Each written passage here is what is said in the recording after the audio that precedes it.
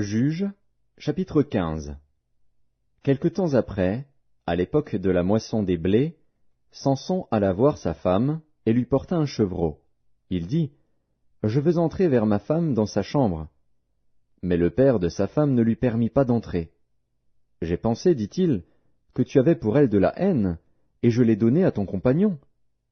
Est-ce que sa jeune sœur n'est pas plus belle qu'elle?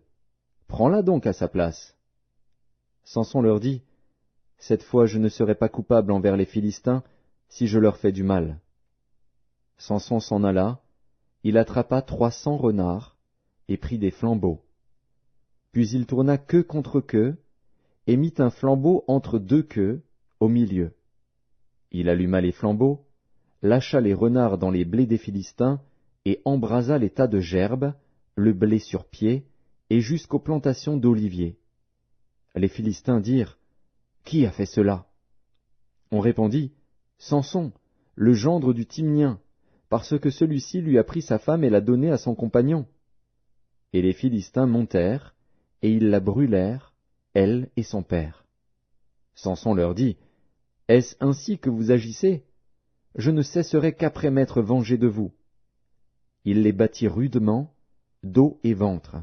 Puis il descendit et se retira dans la caverne du rocher d'Étam. Alors les Philistins se mirent en marche, campèrent en Juda, et s'étendirent jusqu'à Léchi. Les hommes de Juda dirent, « Pourquoi êtes-vous montés contre nous ?» Ils répondirent, « Nous sommes montés pour lier Samson, afin de le traiter comme il nous a traités. » Sur quoi 3000 hommes de Juda descendirent à la caverne du rocher d'Étam et dirent à Samson, « Ne sais-tu pas que les Philistins dominent sur nous? Que nous as-tu donc fait ?»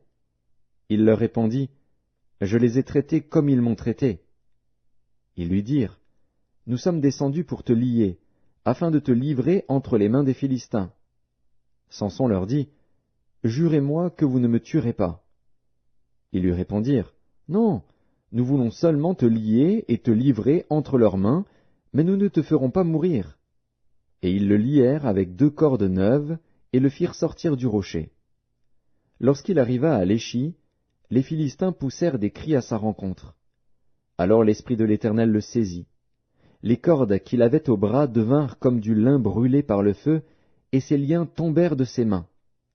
Il trouva une mâchoire d'âne fraîche, il étendit sa main pour la prendre, et il en tua 1000 hommes. Et Samson dit, « Avec une mâchoire d'âne, un monceau, 2 monceaux.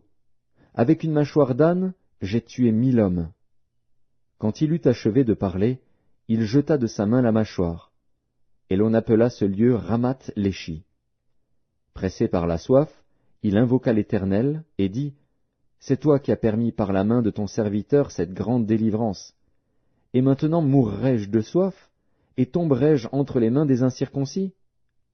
Dieu fendit la cavité du rocher qui est à Léchi, et il en sortit de l'eau. Samson but, son esprit se ranima, et il reprit vie. C'est de là qu'on a appelé cette source En-Akkoré. Elle existe encore aujourd'hui à Léchi. Samson fut juge en Israël, au temps des Philistins, pendant 20 ans.